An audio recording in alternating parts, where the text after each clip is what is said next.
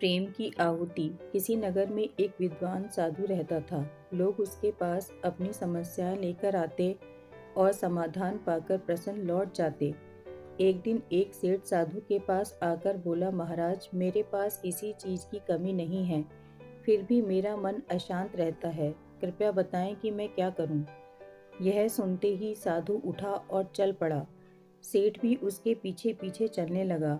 आश्रम के एक खाली कोने में जाकर साधु ने आग जलाई और धीरे धीरे उसमें एक एक लकड़ी डालता रहा।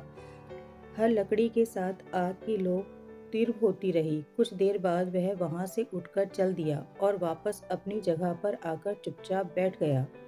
सेठ भी साधु के पास आकर दोबारा बैठ गया, किंतु जब साधु ने उससे कुछ भी न कहा तो सेठ को बहुत हैरानी हुई।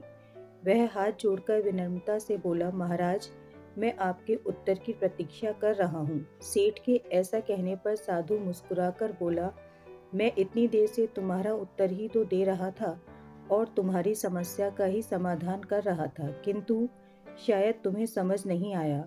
अब मैं तुम्हें विस्तार पूर्वक बताता हूँ। देखो, हर व्यक्ति के अंदर आग होती है।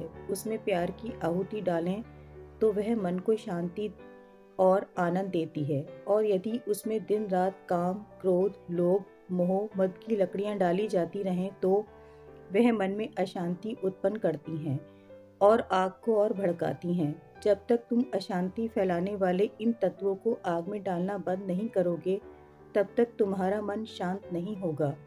यह सुनकर सेठ की आंखें खुल गईं। उसे अपनी समस्या का समाधान मिल गया था। वह साधु को नमस्कार कर प्रसन्नचित्त घर लौट आया।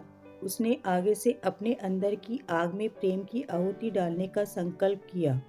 सीख: हमें हमेशा क्रोध, लोभ व मोह को छोड़कर शांत व प्रसन्नचित्त मन से रहना चाहिए।